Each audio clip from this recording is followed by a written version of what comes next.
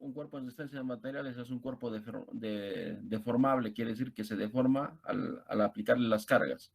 El problema de la resistencia de materiales consiste en obtener todas las deformaciones y los esfuerzos en cada punto del cuerpo que está sometido a cargas que son las que las deforman, ¿no? Y las producen esfuerzos, y también que está sometido a ciertas condiciones de frontera o restricciones de movimiento, ¿no? O condiciones cinemáticas. En algunos puntos el cuerpo no se puede mover. Entonces, este cuerpo, el problema fundamental de las resistencias materiales es calcular los esfuerzos, los desplazamientos o las deformaciones en cualquier punto del cuerpo. Ese es el problema fundamental de las ciencias materiales, y eso es lo que tenemos que tratar de resolver. O sea, dado una estructura que está sometido a fuerzas y que está sometido a ciertas condiciones de movimientos en los apoyos generalmente, determinar en cualquier punto del cuerpo, sus esfuerzos y sus deformaciones, ¿no? También podría ser otras variables, ¿no? Como su temperatura, etcétera. Pero básicamente en sistemas materiales hablamos de esfuerzos y deformaciones. Entonces, ese es el problema fundamental de las resistencias materiales. Además de ese problema, nosotros consideramos al cuerpo deformable. A partir de ahora, nosotros ya sabemos de que nuestros cuerpos son deformables, que eso quiere decir que si le sometemos a un cuerpo a fuerzas, ese cuerpo se va a deformar, y además en su interior van a aparecer esfuerzos, ¿no? Van a aparecer esfuerzos.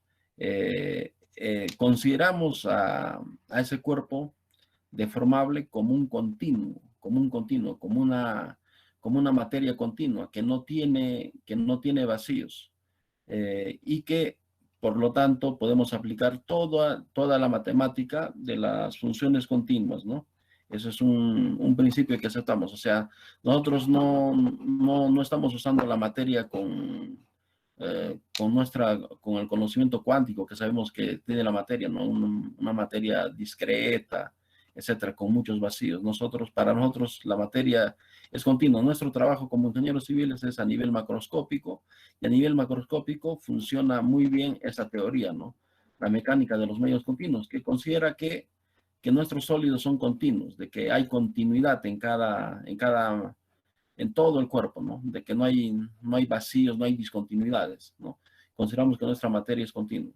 Entonces, desde hace ya un buen tiempo, 200 o 300 años, se aplica la mecánica de los medios continuos, y va a seguirse aplicando, ¿no? Porque para los cuerpos macroscópicos sigue teniendo validez todas estas hipótesis que hacemos con respecto a los materiales. Dice, la mecánica de los medios continuos se construye sobre 3 modelos matemáticos. Un modelo de equilibrio que estudia las fuerzas internas de cohesión y dará lugar al concepto de tensión, ¿no? Un modelo cinemático que estudia los movimientos del sólido y dará origen al concepto de deformación.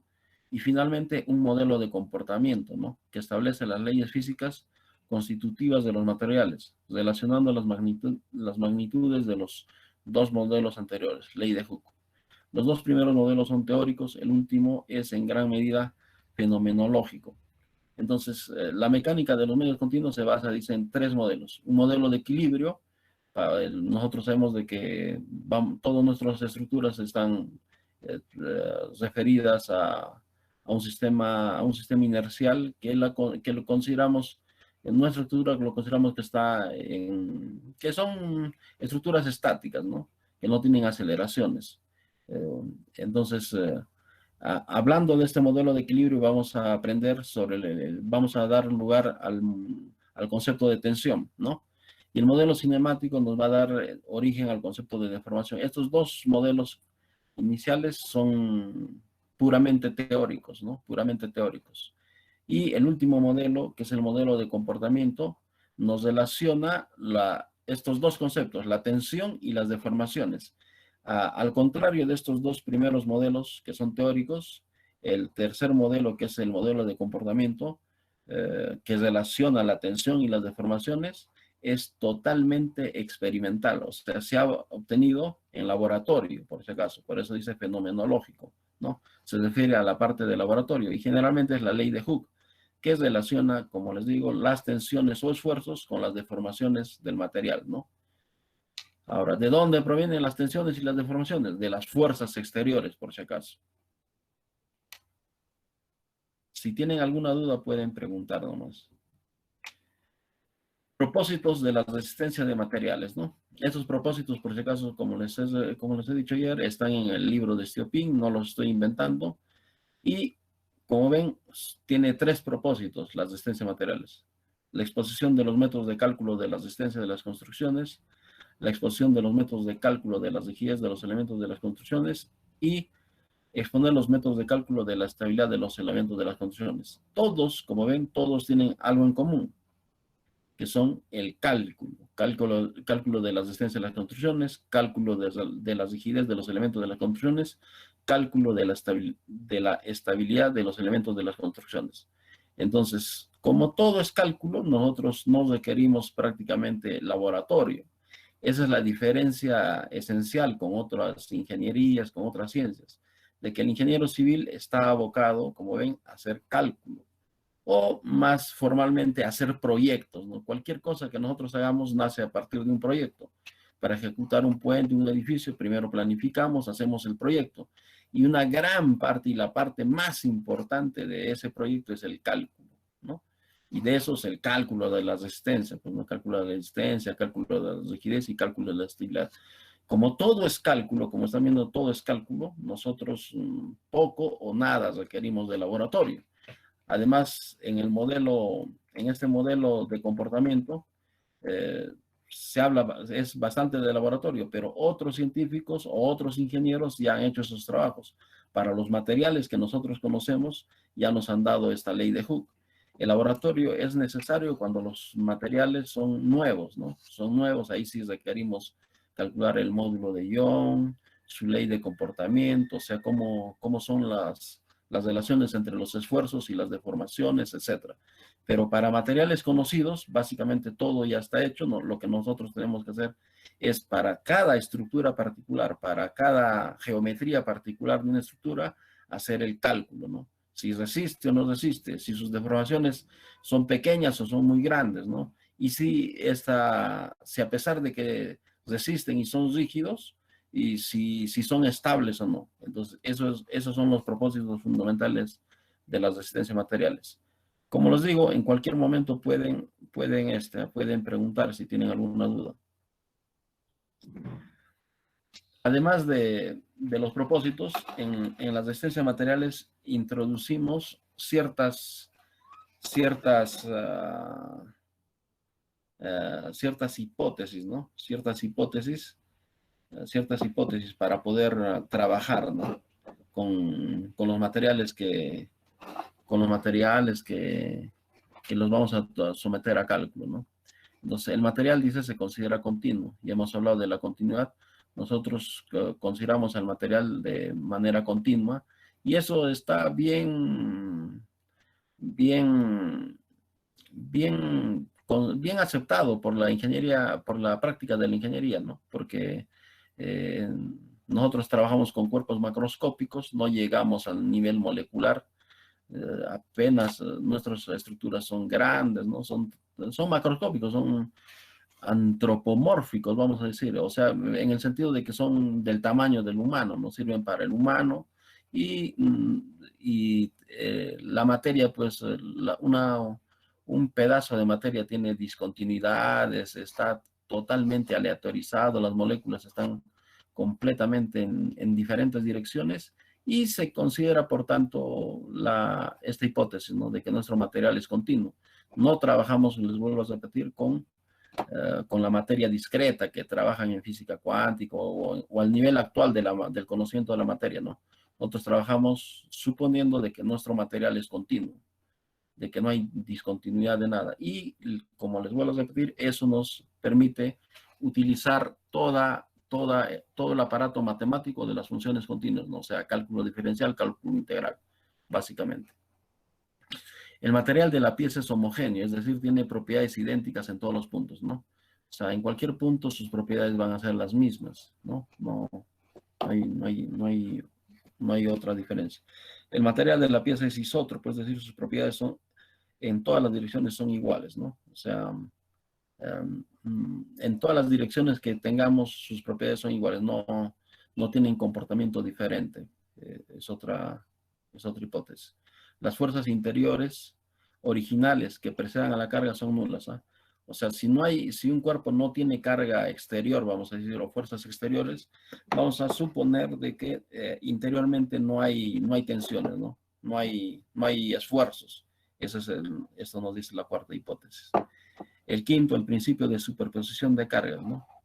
Dice, el efecto debido a la acción conjunta sobre el cuerpo de un sistema de fuerzas es igual a la suma de los efectos de las acciones de estas fuerzas, aplicadas consecutivamente en orden arbitrario. Entonces, el principio de superposición de cargas nos permite simplificar las cosas, ¿no? Dice, el efecto debido a la acción conjunta sobre el cuerpo de un sistema de fuerzas es igual a la suma de los efectos de las acciones de estas fuerzas, aplicadas consecutivamente en orden arbitrario. O sea, si yo tengo una estructura con una carga, con un conjunto de cargas, de repente muy complicada, lo que yo puedo hacer es esa estructura, cargarlo con solo una carga, ¿no? Para un estudio. Por ejemplo, nosotros cuando hacemos un análisis estructural, dividimos, ¿no?, nuestras cargas en cargas sísmicas, cargas estáticas, ¿no? Carga muerta, carga viva, carga de viento, así. Para diferentes tipos de cargas hacemos un análisis, pero en la realidad todas estas cargas están actuando, ¿no?, en el mismo momento en la estructura. Este principio de superposición de cargas nos permite hacer esa simplificación y nos garantiza de que el efecto total de toda esa combinación de cargas va a ser simplemente a la suma de los efectos individuales de cada uno de esos tipos de fuerzas o tipos de cargas. O sea, en otras palabras, yo puedo hacer mi análisis de una estructura con un montón de cargas, con muchos tipos de cargas incluso, pueden ser incluso complejos. Lo que yo puedo hacer es simplificar mi estructura con solo con un tipo de carga, analizar, calcular los efectos que pueden ser reacciones, deformaciones y sumar para cada tipo de carga, ¿no? Y este principio de superposición de cargas me permite hacer eso, de que yo puedo sumar los efectos individuales de cada tipo de carga y el efecto total simplemente va a ser la suma de cada uno de los efectos de las cargas que he considerado, simplificadamente. Eso es el principio de superposición de cargas. Si todavía no está claro esto, cuando resolvamos los ejercicios se va a aclarar, por si acaso. El principio de Saibenan, ¿no? Dice, el valor de las fuerzas interiores en los puntos del sólido, situados suficientemente lejos de los lugares de aplicación de las cargas, depende muy poco del modo concreto de aplicación de estas cargas. Eso también es un principio para simplificar, ¿no? Nos está diciendo, por ejemplo, ayer les hablaba de un caso, y vamos a repetir ese ejemplo, ¿no? Supongamos que tenemos un puente carretero, ¿no?, por donde van a pasar carros de diferente tonelaje, de diferente forma de llantas, etcétera, etcétera. Perfecto. Entonces, normalmente la forma de la aplicación de las cargas del carro que se transmite de las llantas a las vigas, pues, ¿no? Esa transmisión de las cargas de las llantas es demasiado compleja, ¿no? Demasiado compleja. Y lo que hacemos en la práctica es esas cargas que son distribuidas, ¿no? La carga de la llanta sobre el puente es una carga distribuida y una distribución bien compleja. Lo que hacemos es simplificar, ¿no? Decimos de que esa carga distribuida lo convertimos como si fuera una carga puntual, como si en el punto de contacto, en la tangente, ¿no?, de la circunferencia del círculo, vamos a decir, vamos modelando matemáticamente de la llanta con el puente, se transmitiera así, en ese punto, en el punto tangente, ¿no? Aunque no hay realmente, ¿no? No hay esa tangente porque la llanta se deforma y una área se pega a la viga. Entonces, pero suponiendo que se podría hacer eso, ¿no? De que podríamos representar el peso de todo el carro, de toda de toda esa carga móvil, lo transmitiéramos como cargas puntuales, entonces supondríamos de que está aplicado solo cargas puntuales en la llanta. El principio de Seiberman nos permite decir de que, suponiendo que quisiéramos calcular las reacciones en los estribos, en los apoyos de esa viga, el principio de Seiberman nos dice de que las reacciones prácticamente van a ser las mismas si nosotros suponemos que la carga es de tipo puntual o si fuera una carga complicada de tipo real, ¿no? Es lo que nos dice. El valor de las fuerzas interiores, dice, en los puntos del sólido, situados suficientemente lejos de los lugares de aplicación de las cargas, depende muy poco del modo concreto de aplicación de estas cargas. O sea, si nos alejamos de la llanta y queremos calcular ahí los esfuerzos, momentos, fuerzas cortantes en esa viga, prácticamente va a ser la misma si consideramos una carga puntual en la llanta o una carga distribuida de la llanta. Eso nos garantiza el principio de Seiberman. Bueno, poco a poco mejor entenderemos cuando avancemos. ¿Estamos bien hasta ahí? ¿Hay alguna duda? Por favor, quien sea que diga algo. Todo bien, ingeniero. Ya, ok. Todo bien, ingeniero. Ya, ok. Sistema de unidades de medición de magnitudes mecánicas, ¿no? Bueno, en ingeniería trabajamos normalmente, ¿no? Con dos sistemas, el sistema internacional y el sistema inglés, ¿no? El sistema técnico inglés. Entonces, ustedes traten de tener pues, sus tablas de conversiones y además esas cosas ya están solucionadas por internet, ¿no? Pero siempre es bueno conocer cómo se hacen las transformaciones de un sistema de unidades a otras, ¿no? Entonces, en el sistema, en el SI, la unidad de la fuerza se llama Newton y un Newton es la fuerza que produce a 1 kilogramo de masa una aceleración de 1 metro por segundo al cuadrado, ¿no? Se designa por N, se denomina Newton. Hay también, como les digo, la fuerza se puede medir en kilogramos fuerza, que equivale a 9.80 Newton, una masa de 1 kilo. La unidad fundamental en resistencia a materiales es el esfuerzo, ¿no?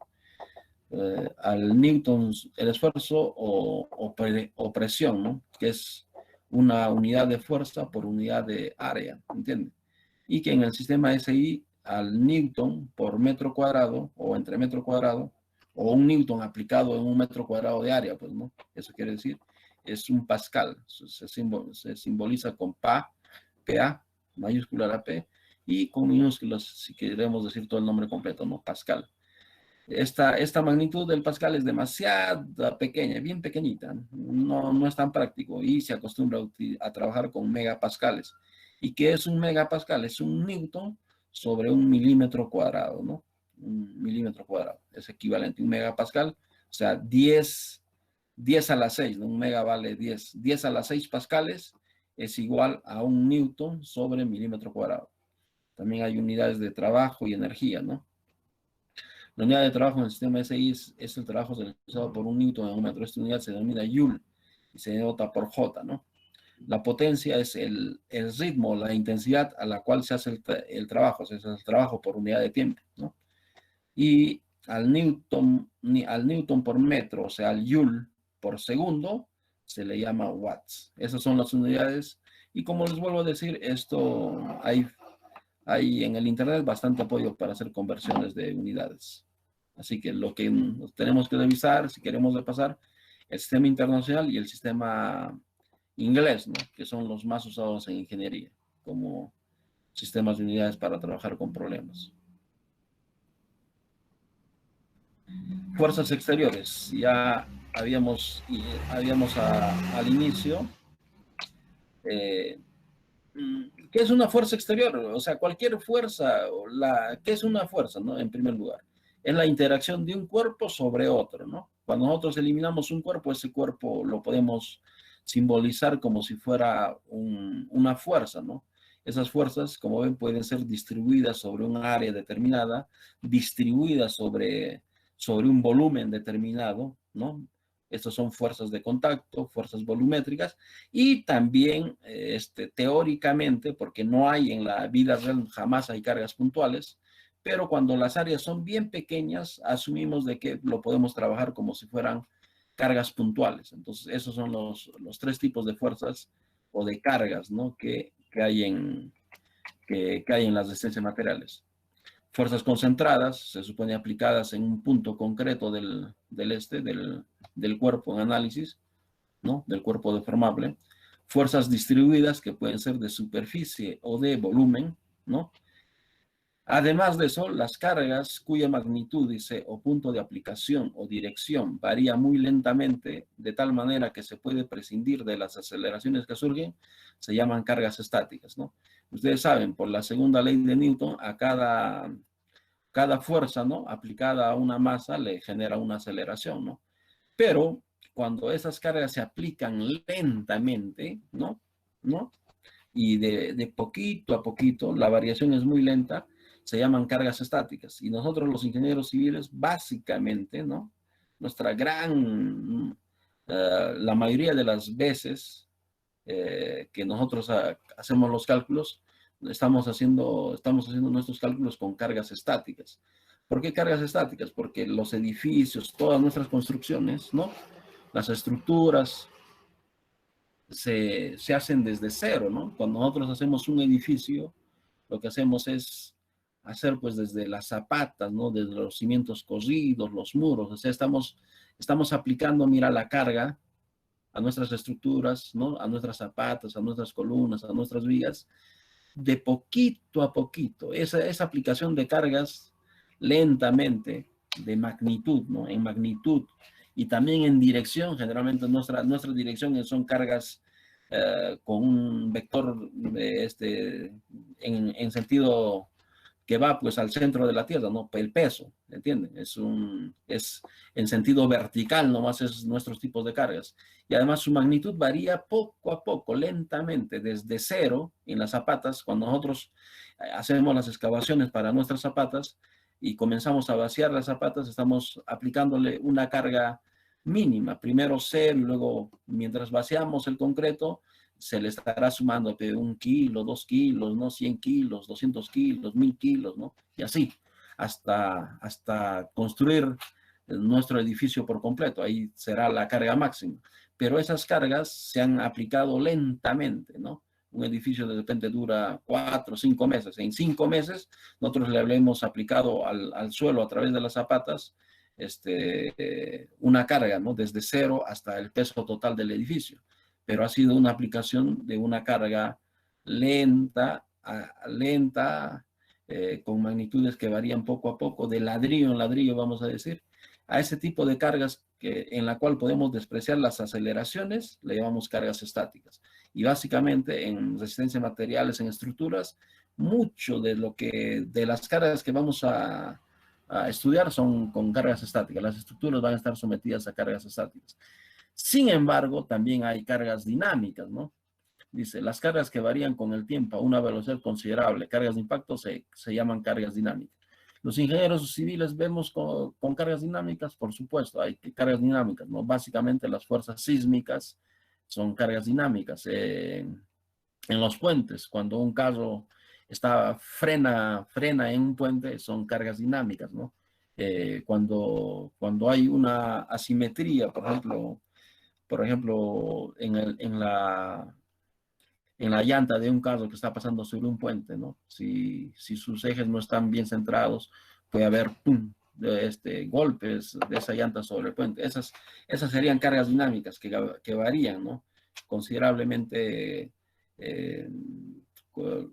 Son así cargas de impacto, vamos a decir. A eso se le llama cargas dinámicas. Pero básicamente las más de las veces vamos a tratar con cargas estáticas. Esas son las diferencias. O sea, tenemos 3 tipos de fuerzas y esos 3 tipos de fuerzas pueden ser estáticas o dinámicas, ¿no? Fuerzas concentradas, fuerzas distribuidas de superficie o de volumen. Esos son los 3 tipos de cargas o fuerzas exteriores. Entonces ahora entramos a tensiones y equilibrio. Entonces la primera pregunta que nos hacemos es, ya hemos adelantado algo, nosotros a partir de ahora tenemos que pensar de que nuestros cuerpos con el que trabajamos en las resistencias materiales son cuerpos deformables. ¿Qué quiere decir eso? De que si nosotros le sometemos a cargas o a fuerzas exteriores a nuestro material se va a deformar, ¿no? Se va a deformar. Por más pequeño que sea la carga que se aplica al cuerpo, ese cuerpo se va a deformar, por más pequeño que sea. Ahora, en la mecánica racional, o sea, en la estática, en la dinámica de cuerpos rígidos, nosotros trabajábamos con cuerpos indeformables, ¿no? O sea, nuestro cuerpo no se modificaba para nada. La estática básicamente es una ciencia exacta, ¿no? En el sentido de que el cuerpo no se deforma, ¿no? Tiene sus mismas dimensiones por más que la carga exterior sea gigante, ese cuerpo va a ser indeformable, va a mantenerse completamente, va a tener la misma forma, el mismo tamaño, ¿no? Entonces, el equilibrio podría establecerse de inmediato. Eso no pasa, por si acaso, en las resistencias materiales, ¿ya? En las resistencias materiales. Por ejemplo, acá tenemos una base de tipo cilíndrico, ¿no? Que está sujeto en un apoyo rígido, eso también es una hipótesis, ¿no? Ya sabemos que todos los cuerpos en la vida real son deformables. Cualquier cuerpo al que se le aplique una carga se va a deformar necesariamente, ¿no? Ya, muy bien. Entonces, acá suponemos un cuerpo cilíndrico, está apoyado en un cuerpo rígido, y además este cuerpo también está sometido a un peso, ¿no? A un peso P, ¿no? Ahí está la muestra o probeta de un material sólido sometido a una carga de tracción. Si estuviéramos en la estática, diríamos simplemente de que este cuerpo está en equilibrio, ¿no? Su resultante en este eje, vamos a decir, en este eje axial de la barra, es cero, ¿no? Porque acá tendríamos dos fuerzas, la fuerza de este apoyo, de reacción en el apoyo, y el peso de esta masa, ¿no? El peso de esta masa. Esta barra prácticamente estaría en equilibrio, suponiendo también de que no hay rotación de esta barra. Perfecto. Entonces, diríamos de que este cuerpo está en equilibrio. Pero sinceramente, cuando nosotros estamos con cuerpos reales, ese cuerpo, cuando le aplicamos las cargas, ese cuerpo se va deformando. En el interior del cuerpo aparece un campo de tensiones o de fuerzas interiores, ¿entiende? Totalmente variable, ¿no? Hasta que el cuerpo haya dejado ya de deformarse, diremos de que el cuerpo no está en equilibrio, que se está deformando. Me imagino que llegará un momento en que cesen ya las deformaciones y ahí podríamos decir que el cuerpo está en equilibrio. Es más, en otros casos, en otros tipos de materiales, por ejemplo, en un resorte, cuando nosotros aplicamos una fuerza, normalmente el resorte comienza a vibrar. Y teóricamente, ¿no? Si no hubiera rozamiento, ese resorte vibraría por todos los tiempos, ¿no? No cesaría. O también los cuerpos viscoelásticos, al aplicársele una carga, por más pequeña que sea, se paran deformando y esa deformación no cesa.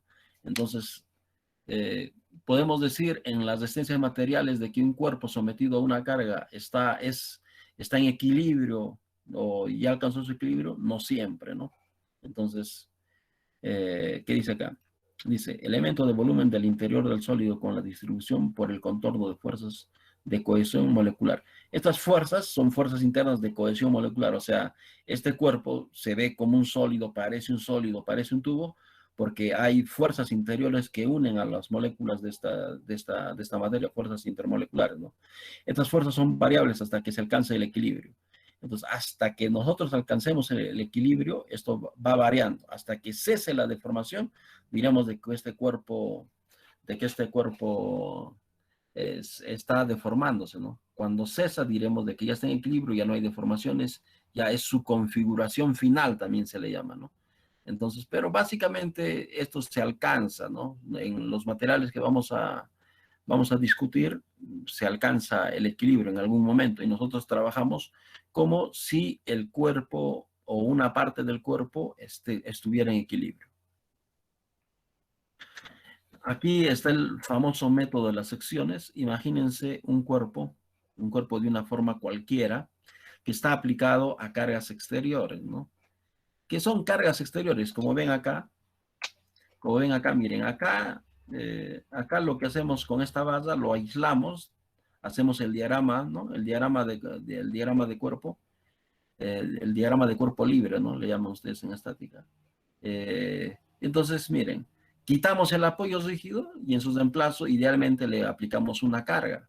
Entonces,